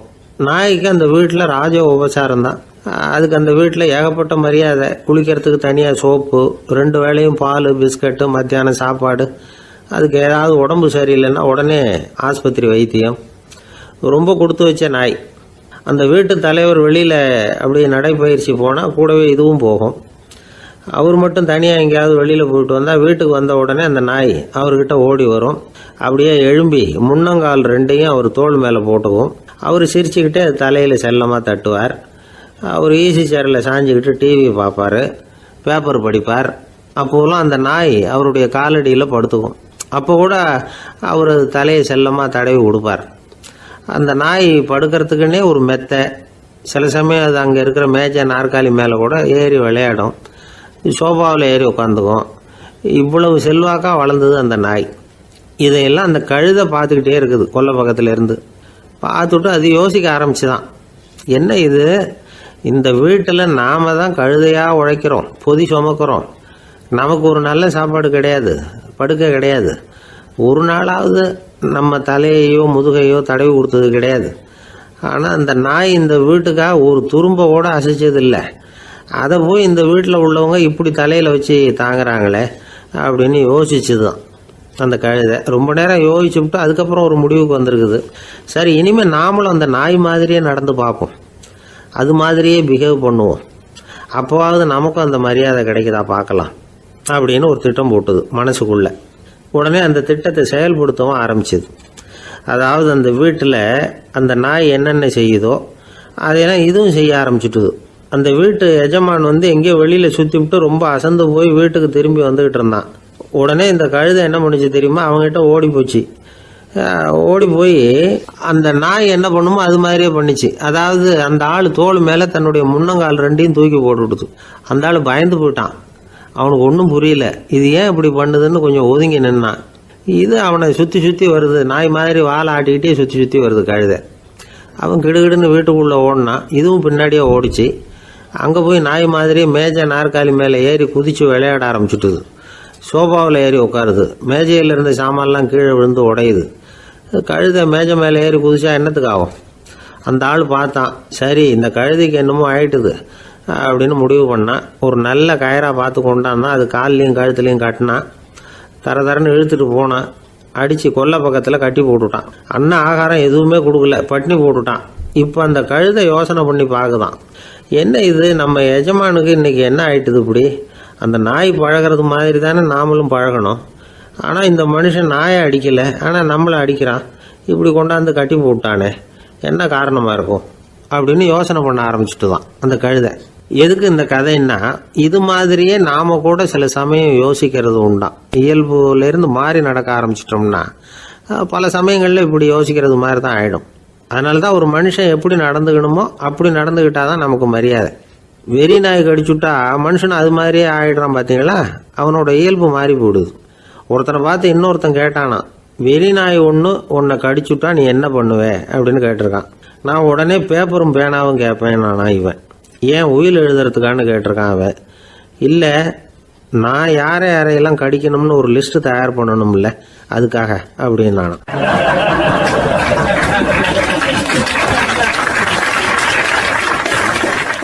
அந்த காலத்துல எல்லாம் படிக்கிறதுங்கிறது எப்படி தெரியுமா, குருகுல வாசம் செஞ்சு படிக்கணும். ஆசிரியருங்கிறவர் ஆசிரமத்தில் இருப்பார். அங்கே போய் அவருக்கு தொண்டுகள் செய்யணும், துணிகள்லாம் துவைச்சி போடணும், தூங்கும்போது காலை பிடிச்சி விடணும், புழுக்கமாக இருந்தால் விசிறி மட்டை எடுத்து விசிறணும். அப்படியே அப்பப்போ அவர் சொல்லிக் கொடுக்குற பாடத்தையும் கற்றுக்கணும். அவர் சொல்லிக் கொடுக்குற பாடங்களை ஓலைச்சுவடிகளில் எழுதிக்கணும். இதுதான் குருகுல வாசம்ங்கிறது. இப்போ மாதிரிலாம் கிடையாது. ஆக குருகுல வாசம்ங்கிறது மனசையும் பண்படுத்தும், அறிவையும் பண்படுத்தும். அப்படி ஒரு பயிற்சி அது. அந்த காலத்தில் பஞ்சபாண்டவர்கள் ஒரு குருகுலத்தில் படிக்க போனாங்களாம். ஏற்கனவே அங்கே ஒரு 15 பேர் இருந்திருக்கிறாங்க. இவங்களையும் சேர்த்து மொத்தம் 20 பேர். எல்லாரும் ரொம்ப ஆர்வத்தோடு அங்கே தங்கி படிச்சுக்கிட்டு இருக்கிறாங்க. 2 வருஷம் ஓடி போச்சு. எல்லாரும் ஊருக்கு திரும்ப வேண்டிய நேரம். ஆசிரியர் ஒவ்வொருத்தராக கூப்பிட்டார். இது வரைக்கும் என்ன கற்றுக்கிட்ட அப்படின்னு கேட்டார். அவங்க தாங்கள் எழுதி வச்சிருந்ததை சொன்னாங்க, கற்றுக்கிட்டதை சொன்னாங்க. அங்கே படிக்க வந்தவங்க எல்லாருமே புத்திசாலிகள். அது மட்டும் இல்லை, பல பேர் அரச குடும்பத்தை சேர்ந்தவங்க, இளவரசர்களாக வேற இருக்கிறவங்க. அதனால் அவங்கக்கிட்ட அபாரமான கல்வி அறிவை எதிர்பார்த்தார். ஒருத்தன் வந்தான், தான் எழுதி வச்சிருந்த சரித்திர பாடம் பூராவையும் படித்து காட்டினான். இன்னொருத்தன் வந்தான், தான் எழுதி வச்சிருந்த பூகோள பாடம் பூராவையும் படித்து காட்டினான். இப்படி ஒவ்வொருத்தராக அவங்க படித்தது என்னங்கிறத படித்து காட்டிவிட்டு போனாங்க. கடைசியாக தர்மர் வந்தார். பேசாமல் நிற்கிறார். தன் கையில் இருந்த ஓலைச்சுவடி கேட்டால் அவர் பிரிக்கவே இல்லை. ஆசிரியர் இவர்கிட்ட தான் அதிகமாக எதிர்பார்த்தார். ஆனால் இவரும் பேசாமல் நின்றுட்டு இருக்கிறார். நீ என்ன கற்றுக்கிட்ட சொல்லு, ஓலைச்சுவடியை பிரித்து படினார் அந்த முனிவர். தர்மர் அசையவே இல்லை. மெதுவாக சொன்னார், ஐயா, நான் கற்றுக்கிட்டது ஒன்றே ஒன்று தான். அதுதான் வாழ்க்கையில் எனக்கு ரொம்ப முக்கியமான பாடமாக அமையும் அப்படின்னார். என்னது, என்கிட்ட 2 வருஷ காலமாக படிச்சு விட்டு கடைசியில் கற்றுக்கிட்டது ஒன்று தானா அப்படின்னார் முனிவர். அவருக்கு ஒன்றும் புரியல. மற்ற மாணவர்களை விட இவர் பண்புகளில் உயர்ந்தவர், அறிவில் சிறந்தவர், வயசில் முதிர்ந்தவர். இவரே இப்படி சொன்னால் மற்றவங்க நிலைமை என்னத்துக்கு ஆறுது, அவங்க ரொம்பவும் கெட்டு போயிடுவாங்களே அப்படின்னு அவர் யோசனை பண்ணார். தர்மா, நல்லா யோசனை பண்ணி பதில் சொல்லு. 2 வருஷமாக நீ கற்றுக்கிட்டது என்ன அப்படின்னு தானே நான் கேட்குறேன், அதை கொஞ்சம் யோசனை பண்ணி சொல்லுன்னார் முனிவர் கொஞ்சம் கோபமா. தர்மர் முகத்தில் எந்த மாறுதலுமே இல்லை. இல்லையா, 2 வருஷமாக நான் கற்றுக்கிட்ட முக்கியமான பாடம் ஒன்று தான்னார். இப்போ அந்த முனிவருக்கு கோபம் அதிகமாக வந்துடுச்சு. ஏன்பா, உனக்கு வெக்கமா இல்லையா? உன்னை விட வயசில் குறைஞ்சவங்க எவ்வளவு பாடம் கற்றுக்கிட்டு இருக்கிறாங்க, எவ்வளவு விரிவாக அவங்க படித்து காட்டினாங்க. நீயும் கூட நிறைய குறித்து வச்சிருக்கிற போல இருக்கு, அதை ஏன் பிரித்து படிக்கக்கூடாது அப்படின்னார். ஐயா, நான் சொல்கிறது உங்களுக்கு ஏமாற்றமாக இருந்தால் என்னை மன்னிக்கணும். நான் ரொம்ப முக்கியமாக கற்றுக்கிட்டு இருக்கிறது ஒன்று தான், மற்ற எதையும் சொல்கிறதுக்கு விரும்பலைன்னார். மாணவர்கள்லாம் சிரிச்சுட்டாங்க. முனிவருக்கு கோபம் அளவுக்கு மீறி வந்துட்டு ஓங்கி அரைஞ்சு விட்டார் தருமரை அவர் கன்னத்தில். தருமர் கண்ணை செவந்து போட்டுது, கண்கள் கலங்கி போச்சு. ஆனாலும் அவர் அமைதியை இழக்கலை, தலை குனிஞ்சு நிற்கிறார். இவருடைய புடிவாதம் முனிவருக்கு இன்னும் ஆத்திரத்தை உண்டாக்கி விட்டது. இன்னொரு கண்ணத்திலே அரைஞ்சார். எல்லாரும் பயந்து போய் அமைதியாக நின்றுட்டு இருக்கிறாங்க. முனிவர் கத்துறார், அப்படி நீ கற்றுக்கிட்ட அந்த முக்கியமான பாடம் தான் என்ன, அதையாவது சொல்லு அப்படின்னார். ஐயா, அதை மட்டும் ஒரு ஓலைச்சுவடியில் தனியாக குறித்து வச்சிருக்கிறேன், இந்தாங்க, இதை நீங்களே படித்து பாருங்கன்னார். தருமர் ஓலைச்சுவடியை நீட்டினார். முனிவர் அதை வாங்கி பிரித்தார், சத்தம் போட்டு படித்தார். என்ன எழுதியிருக்காருன்னா, எப்படிப்பட்ட சோதனை ஏற்பட்டாலும் நிதானம் இழந்து கோபத்துக்கு ஆளாகக்கூடாது அப்படின்னு. இதுதான் அந்த ஓலைச்சுவடியில் அவர் எழுதி வச்சிருந்தது. அந்த ஒரு கணத்திலேயே முனிவரும் எல்லா மாணவர்களும் தர்மரை புரிஞ்சுக்கிட்டாங்களாம். அவர் கற்றுக்கிட்டது ஏட்டு சுரக்காய் இல்லை, வாழ்க்கையில் பயன்படக்கூடிய முக்கியமான அனுபவ பாடம். முனிவர் கண்களில் கண்ணீர். தர்மர் அன்போடு கட்டி தழுவிக்கிட்டார். அப்புறம் சொன்னார், தர்மா, என்னை மன்னிச்சுரு, நீ மாணவன் இல்லை, ஆசிரியன். நான் இது வரைக்கும் தெரிஞ்சிக்காத அனுபவ பாடத்தை நீ இப்போ எனக்கு கற்றுக் கொடுத்துட்ட அப்படின்னு சொன்னாராம். அதனால் நிதானம் தவறக்கூடாதுங்கிறது ரொம்ப முக்கியமான ஒரு செய்தி. ஒரு ஆசிரியர் மாணவனை ஒரு கன்னத்தில் ஓங்கி அரைஞ்சுட்டார். இவன் நிதானம் தவறல, அமைதியாக நின்றுக்கிட்டு இருந்தான்.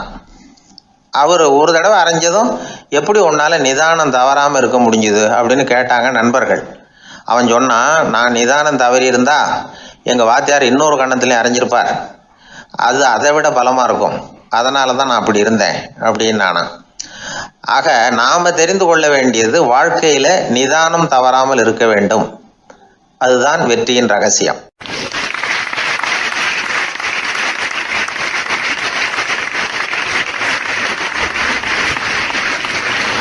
அந்த ஆளை கண்டா ஏன் இப்படி முகத்தை திருப்பிக்கிட்டு வர்றீங்க அப்படின்னு கேட்டார் ஒருத்தர் நண்பர்கிட்ட. எலெக்ஷனில் அவன் எதிர்த்து நின்னவன் சார், என்ன அவங்ககிட்ட நமக்கு என்ன பேச்சுவார்த்தை அப்படின்னாரான் ரொம்ப கோபமாக இவர். சரி, அந்த ஆள் யாருன்னு கேட்டேன். என் கூட பிறந்த தம்பி தான் சார் அப்படின்னார் அந்த கோபம் குறையாமல். அதாவது நம்ம ஊர் நிலவரம் இப்படி, அதாவது அண்ணனும் தம்பியும் எதிர்த்து நிற்பாங்க தேர்தலில், ஒருத்தர் கண்டா பேசிக்கிறது இல்லை. ஆனால் இங்கிலாந்தில் எப்படி தெரியுமா, அங்கே ஒரே மேடையில் போட்டி போடுற 2 வேட்பாளர்களும் பேசுவாங்களாம், பட்டிமன்றம் மாதிரி. ஒருத்தர் முதல்ல எழுந்திருப்பார், நான் இந்த தேர்தலில் வெற்றி பெற்றால் என்னென்ன செய்வேன் அப்படின்னு சொல்லிவிட்டு உட்காருவார். அதுக்கப்புறம் அடுத்தவர் எழுந்திருப்பார், அவர் சொல்லுவார், நான் வெற்றி பெற்றால் இந்த மக்களுக்கு என்னென்ன செய்வேன், இந்த நாட்டுக்கு என்னென்ன செய்வேன் அப்படிங்கிறத சொல்லிவிட்டு உட்காருவார். 2 பேரும் ஒரே மேடையில் பேசுவாங்க. மக்கள் 2 பேர் பேச்சையும் கேட்டுக்கிட்டு ஒரு முடிவுக்கு வருவாங்க. இதுதான் அங்கே உள்ள பழக்கம். இங்கே அப்படி இல்லை. இங்கே ஒருத்தர் பார்த்தாவே முகத்தை திருப்பிக்கிறது. ஒரு தடவை இது மாதிரி ஒரு கூட்டம் நடந்துக்கிட்டு இருக்கு அங்கே வெளிநாட்டில் தான். நேரத்துக்கு சரியாக ஒரு வேட்பாளர் சேரலை. இது இங்கிலாந்தில் நடந்த நிகழ்ச்சி. அப்புறம் என்னாச்சுன்னா, ஒருத்தர் வந்துட்டார், இன்னொருத்தர் சேரலை. அப்புறம் உடனே அந்த ஒருத்தர் வந்தவர் பேச ஆரம்பிச்சிட்டார். அதாவது அந்த இன்னொருத்தர் சார்பாகவே பேசிட்டாராம். அதாவது அவர் வரல, நான் அவர் சார்பாக நான் பேசிடுறேன். அதாவது அவர் ஜெயிச்சுட்டா அவர் என்னென்ன செய்வார் இந்த நாட்டுக்கு அப்படின்னு சொல்லி அவர் பக்கத்தில் உள்ள நியாயத்தை எடுத்து இவரே சொல்லிட்டாராம். இப்படிலாம் அங்கே நடந்துதான். இது எப்பேற்பட்ட தேர்தல் பண்பாடு பாருங்கள்.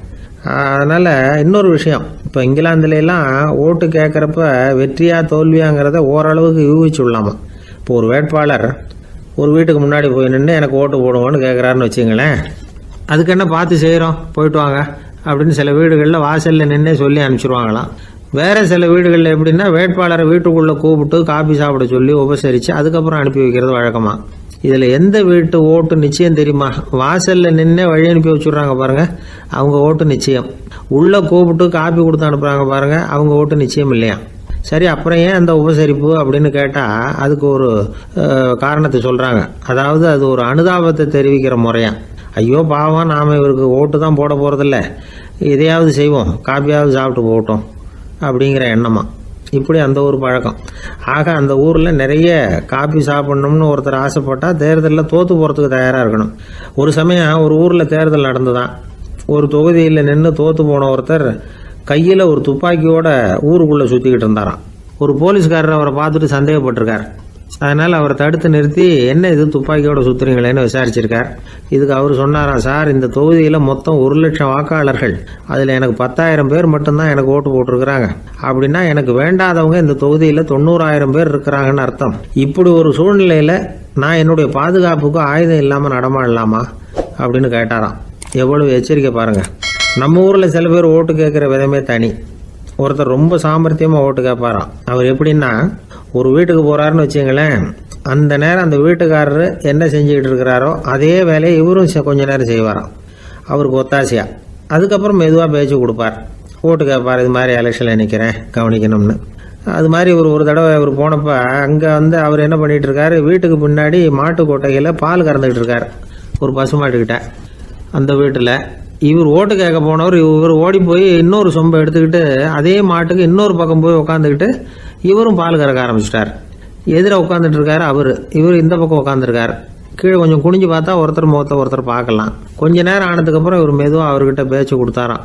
இது மாதிரி, நான் எலெக்ஷனில் நிற்கிறேன், நீங்கள் ஓட்டு போடணும், அதுக்காக தான் வந்தேன்னாராம். அது முடியாதுங்களேன்னாராம் அவர். ஏன்னு கேட்டிருக்கார். நான் இந்த வீட்டுக்காரன் இல்லை, நானும் உன்ன மாதிரி ஓட்டு கேட்க வந்தவன் தான் அப்படின்னாராம் அவர்.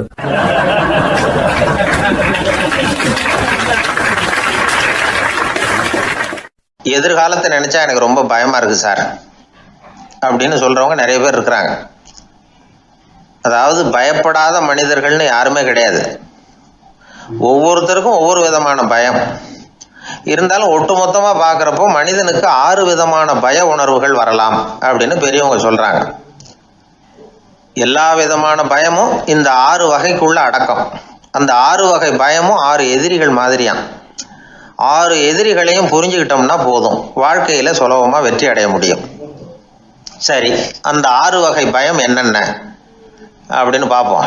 முதல்ல வறுமை பற்றிய பயம், 2வது பழிச்சொல் பற்றிய பயம், 3வது உடல் நலம் பாதிப்பு பற்றிய பயம், 4வது என்னன்னா காதல் தோல்வி, 5வது முதுமை, 6வது மரணம். அதாவது பயப்படுறதுங்கிறது ஒரு மனநிலை தான். இந்த மனநிலையை கட்டுப்படுத்த முடியும், திசை திருப்ப முடியும். சரி, இந்த பயங்களின் அறிகுறிகள் எப்படி இருக்கும்? வறுமை பற்றிய பயம் அப்படின்னு முதல்ல சொன்னோம் இல்லையா, அந்த பயத்தின் அறிகுறிகளை தெரிஞ்சுக்குவோம். எதுலேயும் அக்கறை இல்லாமல் இருக்கிறது, ஒரு குறிக்கோள் இல்லாமல் இருக்கிறது, வறுமையை சகிச்சுக்கிறது, வாழ்க்கையில் கிடைக்கிறது எதுவாக இருந்தாலும் ஆட்சேபனை இல்லாமல் ஏற்றுக்கிறது, மனசாலும் உடம்பாலும் சோர்ந்து போயிருக்கிறது, ஆர்வம், முனைப்பு, கற்பனை திறன் எதுவுமே இல்லாமல் இருக்கிறது. இதெல்லாம் தான் அந்த வறுமை பற்றிய பயத்தின் அறிகுறிகள். அந்த அடுத்தது ஒன்று பார்த்தோமே, பழிச்சொல் பற்றிய பயம். அதாவது அடுத்தவங்க நம்மளை குறை சொல்லி விடுவாங்களோ அப்படிங்கிற பயம். இதுக்கு அறிகுறி என்ன தெரியுமா?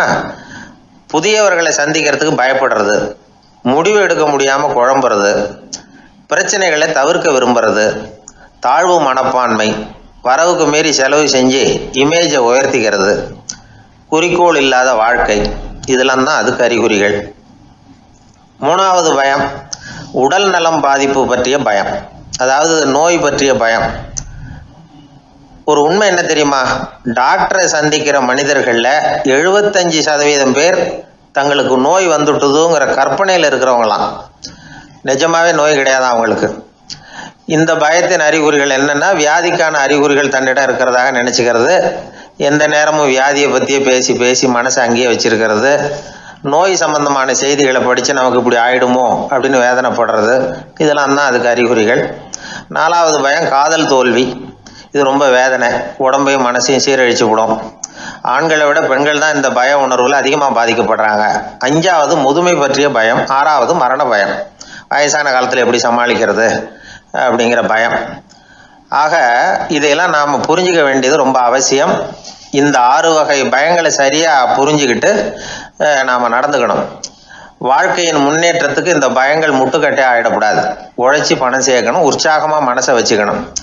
மனசை கட்டுப்படுத்துகிற மார்க்கம் தெரிஞ்சுக்கிட்டா போதும், எல்லாம் சரியாக வந்துடும். நம்ம ஆள் ஒருத்தன் சொன்னான், சார் எனக்கு வறுமை பற்றிய பயம்தான் இருந்தது, ஒரே ராத்திரியில் 30,000 ரூபா தயார் பண்ணிவிட்டேன், இப்போ எனக்கு இன்னொரு பயம் வந்துட்டுதுன்னா. என்ன பயம்னு கேட்டாங்க. போலீஸு கண்டுபிடிச்சிருமோங்கிற பயம்னா. இது இந்த பயத்தில் அடங்காது. அதனால் அஞ்சி அஞ்சி சாவார், அஞ்சாத பொருள் இல்லை அப்படின்னு பாரதி சொன்னார் இல்லையா? அது மாதிரி பயத்தை புரிந்து கொண்டு அதற்கு தகுந்த மாதிரி நம்முடைய வாழ்க்கையை அமைத்து கொள்ள வேண்டும். அப்படி அமைத்து கொள்ளுகிறவர்களுக்கு வெற்றி நிச்சயம்.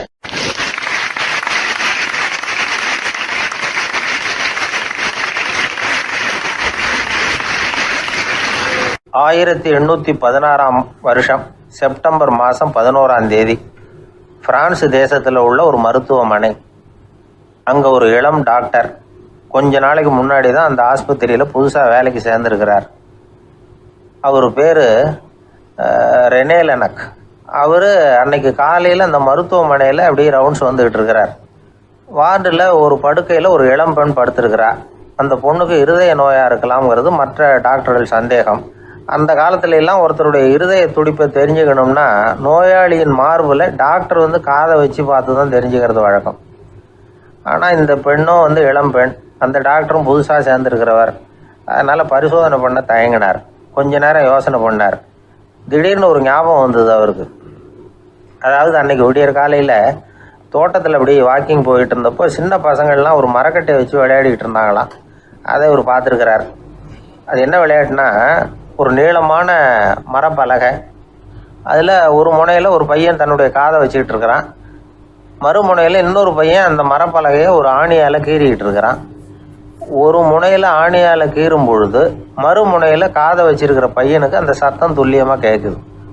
அந்த டாக்டருக்கு காலையில் பார்த்த இந்த விளையாட்டு ஞாபகத்துக்கு வந்துட்டுது. உடனே என்ன பண்ணார் தெரியுமா? ஒரு நீளமான காகிதத்தை எடுத்தார். அதை அப்படியே உருளை மாதிரி உருட்டினார். ஒரு முனையை அந்த நோயாளியின் மார்பில் இடது பக்கம் வச்சார், இன்னொரு முனையில் தன்னுடைய காதை வச்சார். என்ன ஆச்சரியம்!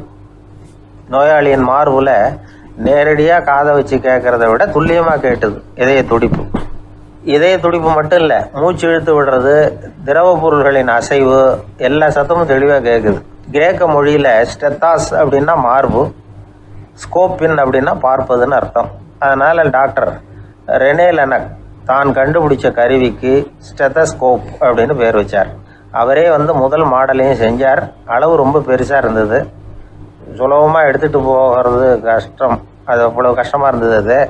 அதனால் அவரே அதை அப்புறம் 2 பிரிவாக தயார் பண்ணார். இது 2 துண்டையும் டாக்டர் தன்னோட கோட்டு பாக்கெட்டில் வச்சுக்கலாம், தேவைப்படுறப்ப எடுத்து ஒன்றா சேர்த்துக்கலாம். இப்படி தான் அவர் ஆரம்பத்தில் பண்ணார்.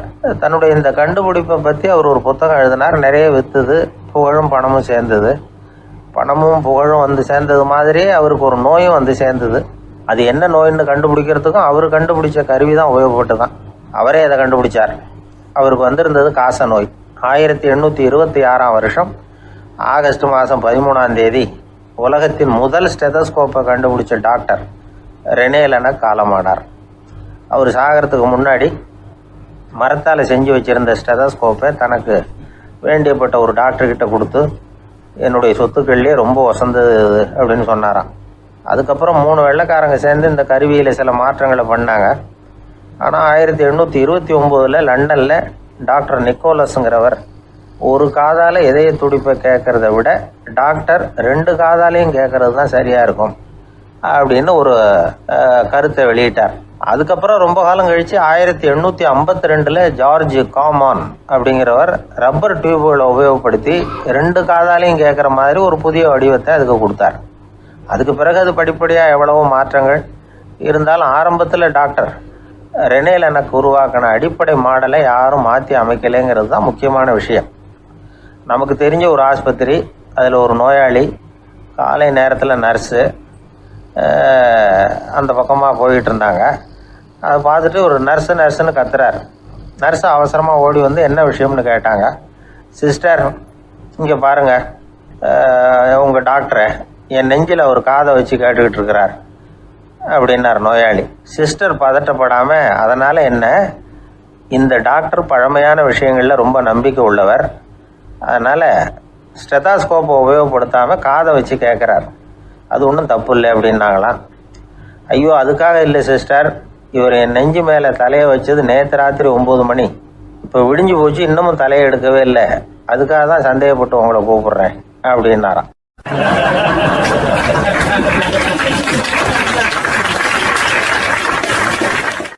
ஏங்க எங்கே போயிட்டு வரீங்க அப்படின்னு கேட்டேன். எனக்கு வேண்டப்பட்ட ஒருத்தரை பார்த்து. ஆஸ்பத்திரிக்குன்னார். எந்த ஆஸ்பத்திரிக்குன்னு? மாட்டு ஆஸ்பத்திரிக்குன்னார். என்ன விஷயம்னு? மாமனாருக்கு உடம்பு சரியில்லை, அதுதான் மாட்டு ஆஸ்பத்திரிக்கு போயிட்டு வரேன்னார். அட பாவி, அதுக்கு அந்த ஆஸ்பத்திரிக்கா போவாங்க அப்படின்னு ஆச்சரியமா. அட அது இல்லைப்பா, முதல்ல எங்கள் குடும்ப டாக்டர் தான் தேடிக்கிட்டு போனேன். அவர் அந்த நேரத்தில் அவர் வளர்க்குற நாய்க்குட்டிக்கு உடம்பு சரியில்லைன்னு சொல்லி அதை தூக்கிக்கிட்டு மாட்டு ஆஸ்பத்திரிக்கு போயிட்டாராம் சொன்னாங்க. அதனால் அங்கே போய் அவரை சந்தித்து விஷயத்தை சொல்லிவிட்டு வர்றேன்னார். அப்புறம் தான் எனக்கு கொஞ்சம் நிம்மதியாக இருந்தது. பொதுவாக நமக்கு தெரிஞ்ச வரையில் டாக்டர்கள் 2 வகை. நமக்கு வைத்தியம் பண்ணுற டாக்டர்கள் ஒரு வகை, நம்மக்கிட்ட இருக்கிற ஆடு மாடு கோழிக்கு வைத்தியம் பண்ணுற டாக்டர்கள் ஒரு வகை. இப்போ தான் எனக்கு தெரியும் இன்னொரு வகையான டாக்டர்களும் உண்டுங்கிறது. அது யாருன்னா பூச்சிகளுக்கு வைத்தியம் பண்ணுற டாக்டர்கள், அதாவது பூச்சி டாக்டர்கள். வெளிநாடுகளில் அப்படிலாம் கூட சில பேர் இருக்கிறாங்க. பிரிட்டனில் யார்க்ஷயர் வட்டாரத்தில் ராதர்ஹாம் அப்படின்னு ஒரு ஊர், அங்கே ஒரு விலங்கியல் மருத்துவர் பேர் டாக்டர் லான்ஸ் ஜெப்சன்.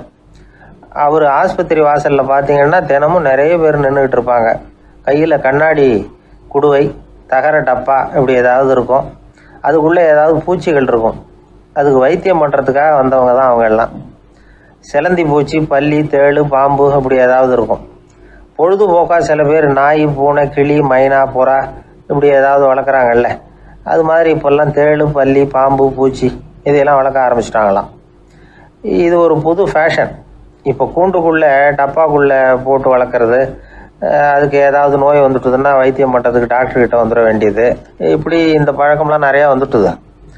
ரத்தம் உறிஞ்சிற அட்டைகள் கூட இவங்ககிட்ட வைத்தியத்துக்கு வருதான். சிலந்திகளில் செங்கால் சிலந்தின்னு ஒரு வகை. மத்திய அமெரிக்க காடுகளில் இது அதிகம். சிலந்திகள்லேயே ரொம்ப விலை உசந்தது இந்த ரகம்தான். கால்களில் சிவப்பு கோடுகள் இருக்கும்.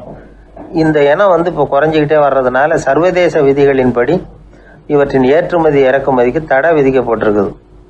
அதனால் இதை வளர்க்குறவங்க வீட்டுக்குள்ளேயே இனவிருத்தி மூலமாக பெருக்கி விற்பனை பண்ணிட்டு வராங்களாம். அந்த வகை சிலந்திகள் தான் இப்போ வைத்தியத்துக்கு அதிகமாக வருதான். சரி, இதுக்கெல்லாம் எப்படி வைத்தியம் பண்ணுறாங்க? முதல்ல அதை குளிர்பதன பெட்டியின் வழுவழுப்பான சுவரில் விட்ட உடனே அதெல்லாம் மெதுவாக இறங்கி வரும். அப்போ அதன் நோயை கண்டுபிடிக்கிறது சுலபம். அப்புறம் அதுக்கு கிருமிகளை கொல்லக்கூடிய மருந்துகளையோ வலி நிவாரண மருந்துகளையோ கொடுப்பாங்க. கால் உடைஞ்ச சிலந்திகளுக்கு பசையை கொண்டு ஆப்ரேஷன் பண்ணுவாங்க. சில சிலந்திகளுக்கு உடைஞ்ச காலை எடுத்துட்டா புதிய கால் வளர்ந்துடும்.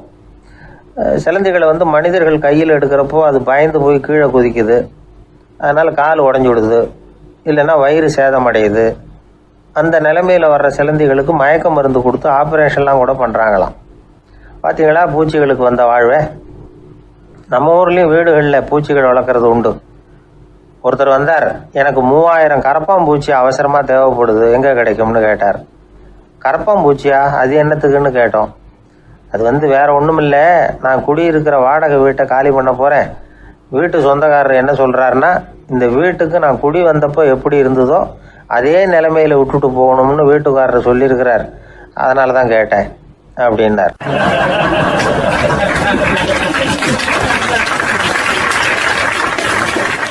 உலகத்தில் எது எதுக்கும் ஆராய்ச்சி கூடங்கள் இருக்குதுல்ல, அது மாதிரி தூக்கத்தை பற்றி ஆராய்ச்சி பண்ணுறதுக்கு ஒரு ஆராய்ச்சி கூடம் இருக்குது. அப்படி ஆராய்ச்சி பண்ணணும்னா அதுக்கு மூழ்கிக்கிட்டு இருக்கணும்ல, அதனால தான் அந்த ஆராய்ச்சி கூடம் இங்கே இல்லை. அமெரிக்காவில் பாஸ்டன் பல்கலைக்கழக மருத்துவமனையில் அது இருக்குது. அங்கே தூக்கத்தை பற்றி பலவிதமான ஆராய்ச்சிகள் பண்ணிகிட்டு இருக்கிறாங்க. அந்த ஆராய்ச்சி கூடத்தில் இயக்குனராக இருக்கிற ஒரு நிபுணர், அவர் என்ன சொல்கிறாரு தெரியுமா? உங்களுக்கு தூக்கம் வரலையா, நீங்கள் நல்லா தூங்குறதுக்கு தாராளமாக சில யோசனைகளை என்னால் சொல்ல முடியும் அப்படிங்கிறார். யோசனை தானே, காசா பணமாக கேட்டு வச்சுக்கலாமே.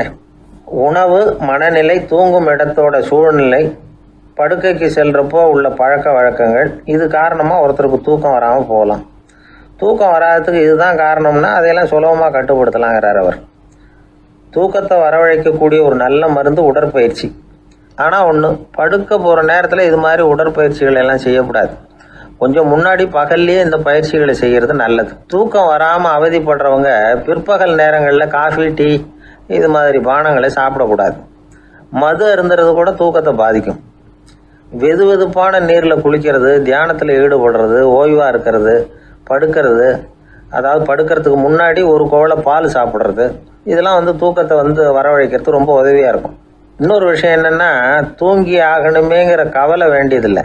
அப்படி நினச்சி கவலைப்படுறதை விட்டுடணும். தூக்கம் வரலையா உடனே படுக்கையை விட்டு எழுந்திரிக்க வேண்டியது. வெளியில் வாங்க, வேறு ஏதாவது வேலையில் ஈடுபடுங்க, கொஞ்சம் நேரம் உலாவுங்க, அல்லது ஏதாவது ஒரு புஸ்தகத்தை எடுத்து படிங்க. களைப்பு ஏற்பட்டால் மறுபடியும் படுக்கைக்கு போங்க, தூக்கம் தானாக வந்துடும். ஒரு விஷயத்தை மட்டும் நல்லா ஞாபகத்தில் வச்சுக்கணும். படுக்கைக்கு போகிறப்போ உங்கள் மற்ற எல்லா பிரச்சனைகளையும் மறந்துடணும். அது எப்படி சார் முடியும்? அந்த நேரம் தானே எல்லா பிரச்சனையும் வரிசையாக ஞாபகத்துக்கு வருது அப்படின்னு நாம் நினைக்கலாம். ஆனால் பழக்கத்தில் அதை நாம் மாற்றிக்க முடியும். கொஞ்சம் முயற்சி பண்ணணும், அவ்வளோதான். இது எல்லாமே ஆராய்ச்சி பண்ணி பார்த்துட்டு அந்த நிபுணர் சொல்கிற கருத்து தான். இன்னொரு விஷயமும் அவர் சொல்கிறார். அது என்னென்னா, உடல் கோளாறு காரணமாக தூக்கம் வராமல் அவதிப்படுறவங்களுக்கெல்லாம் இந்த யோசனைகள் சரியாக வராது அப்படிங்கிறார். அதுக்கெல்லாம் மருத்துவ சிகிச்சை கொடுத்து தான் சரி பண்ணணும். சில பேருக்கு நடு ராத்திரியில் மூச்சு திணறல் ஏற்பட்டு தூக்கம் வராமல் போயிடும். ஊரெல்லாம் தூங்குறப்போ தான் மட்டும் தூங்காமல் மூழ்கிட்டு இருக்கிறது, ஊரெல்லாம் மூழ்கிட்டு இருக்கிறப்போ தான் மட்டும் தூங்குறது, இது மாதிரி கோளாறுகளால் சில பேர் பாதிக்கப்படலாம். கால் தசை முறுக்கிக்கிறதுனால சில பேருக்கு அடிக்கடி விழிப்பு வரலாம். மன அழற்சி காரணமாக சில பேருக்கு தூக்கம் வராது. இது மாதிரி கோளாறுகளுக்கெல்லாம் அதுக்கு தகுந்த மாதிரி சிகிச்சை கொடுத்து தான் சரி பண்ண வேண்டியிருக்கும். எந்த கோளாறும் இல்லாமல் தூக்கம் வரலைன்னா ஆரம்பத்தில் சொன்ன முறைகளை கடைபிடிச்சு பார்க்கலாம். தூக்கம் வந்ததுன்னா யோசனை சொன்ன அந்த நிபுணருக்கு நன்றி சொல்லலாம். ஒருத்தர், ஏன் சார் பஸ்ஸில் தூங்குறது கெட்ட பழக்கமானு கேட்டார். இல்லையே,